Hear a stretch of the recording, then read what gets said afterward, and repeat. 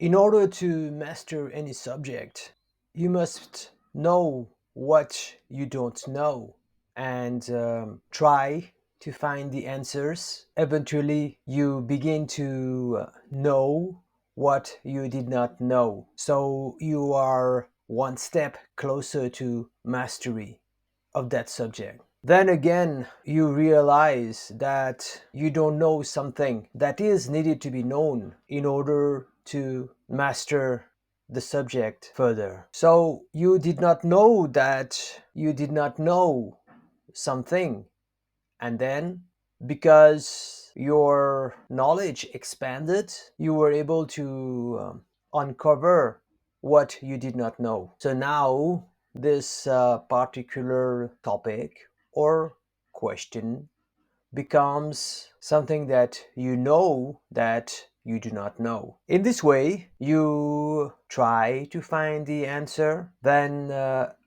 repeating the cycle above, you get the answer, and you are still further close to the mastery of your subject. Then again, you realize that you do not know something. In this way, the cycle of knowing that you don't know and discovering the things that you did not know that you did not know keeps repeating. At the beginning, there will be many things that you don't know. Later on, that number of unknowns will decrease. But a true master of any subject knows that although the number of unknowns will decrease, it will never be zero. Now, this is how people with natural learning capacity learn. For those who are not self-learners, that is why syllabus makers are there. Basically, they create levels of things you should know first, then second, then third, and so on. At every level, the syllabus will make you realize that you did not know that you did not know the things that had to be known in level 2 or the next level. So in an ideal world, the students can rely on the syllabus to uncover the various unknowns in order for them to become masters of the subject. However, we live in a world where students are not ideal. The syllabus makes many assumptions on the capacity of the students. Also, it makes assumptions that the student would not have missed any of the levels of knowledge earlier. However, we all know that students sleep in class, are not always honest. Also, sometimes the teacher isn't good at teaching certain part of the syllabus. There might be sick leave involved, both on part of the students and the teacher. There might be situations where the college or school would not be open due to unforeseen circumstances like a pandemic or a political revolution. All of these will add up in a situation whereby the assumptions of the syllabus makers fail. Students are not computers that you program, and that is the basic assumption of syllabus. In this book, the main premise itself is to put the responsibility of mastery of any subject on the student himself. The four brain learning approach was the solution I offered. But for the students to be able to use this approach, they must be able to make their own syllabus. To that end, I offer a framework that is presented in the form of this 2 by 2 matrix. As you can see, there are four boxes. In the earlier paragraphs, we talked about box D and A. The syllabus that provided by the government or the educational institutions tells the student that he doesn't know certain things in that subject, and he should learn it in this particular semester or year. That is the box D. Then in the next semester or year, the student is made to realize that he did not know the new things that he is supposed to learn. That is box A. According to the syllabus format, after the first year or semester, the student now knows that he knows something. That is box C. Because he would have had studied and practiced a lot on that subject, in the next year or semester, even though he might not be aware of it, he would know many things. That is the box B. Now, this is in the scenario where the educational boards provide the student the syllabus. However, as I told you, human beings are not computers, and one syllabus can't cater to the billions of students and their learning needs. So what I propose is that students make their own syllabus, and this is how. In fact, this is the format of my own counseling sessions. I ask the student what they don't know in a particular subject. You'll be amazed at the type of answers I get. Box D is the most important box. Let me share to you some of the answers I got in this box D. Some students say they didn't understand anything. In fact, this is the most common answer. It's a lazy answer. Then I ask them to be more specific. Some students go to the last chapter and a particular unit. Some students do not know how the answer was derived. Some students do not know how to understand some concepts, while others do not know how to memorize. Some students are stuck in not knowing why they are being taught that particular subject. Some students are not able to understand the words themselves. Some students do not know how to answer questions, while others do not know how to read the questions.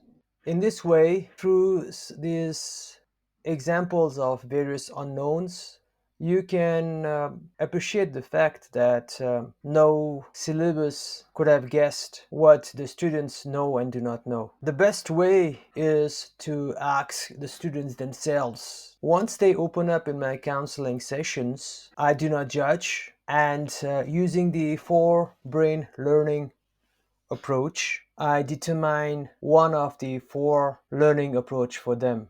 If they are saying they do not understand anything and they really mean it, then I take the approach of the information brain quadrant. I tell them about how that particular relates to their lives and their ambitions. In this way, once the interest is gained, half the battle is won.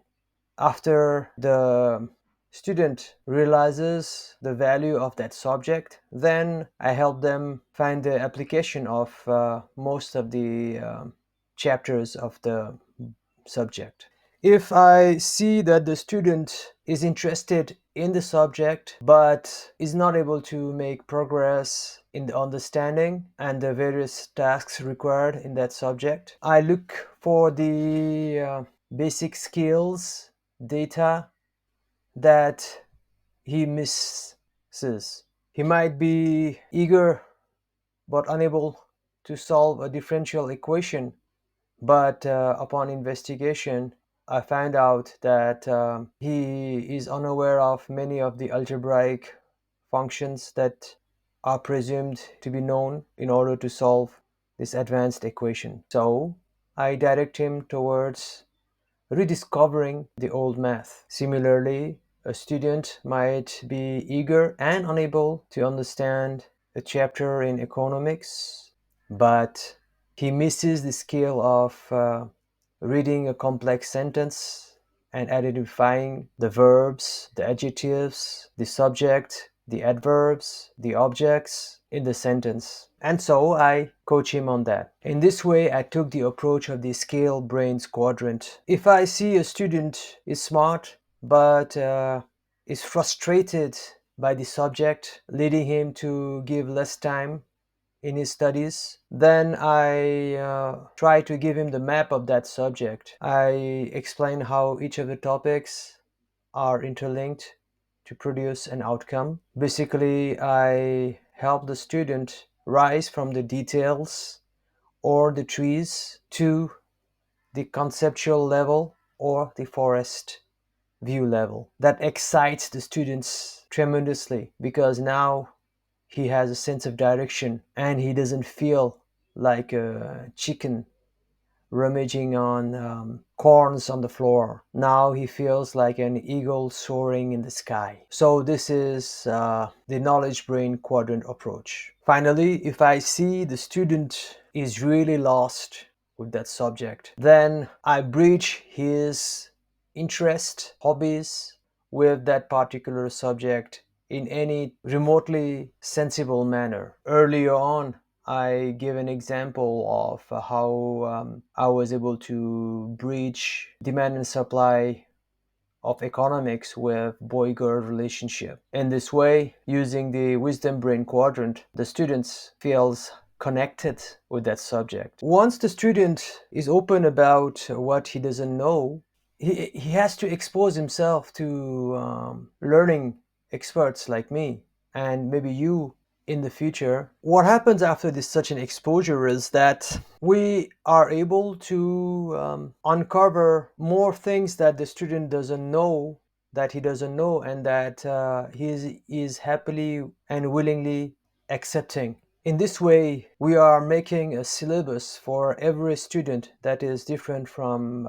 every other student. As a learning expert or counselor or coach, our job is just to plant the seeds or ignite the desire to learn and master that particular subject using the four brain approach. In my counseling sessions, once I have advised the student, as I did earlier on, he goes home back into his own brain, then he begins to know what was unknown to him before. Also, there will be more things that he will know that he might not be aware of. Now he will be the one to evaluate himself and not the educational system. Using the four brain learning approach, this is how he will rate himself. If he can read the news and recall the subjects or the topics in it and how they relate and helping understand that news, then he got an A plus.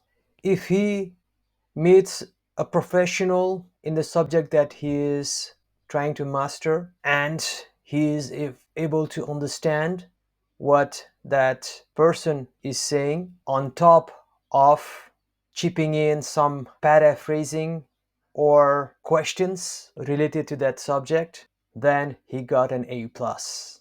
If the student is able to navigate through the textbook, no matter how thick it is, and not be scared, knowing the overall pattern and objectives of the book, then he got an A plus. Finally, if he can explain the subject that he's trying to master to a child or to an uneducated person by bridging that subject's knowledge with that child's or uneducated person's reality through metaphors and analogies, then he got an A plus. In this way, whether you are a student or a teacher, being a master of any subject is like music.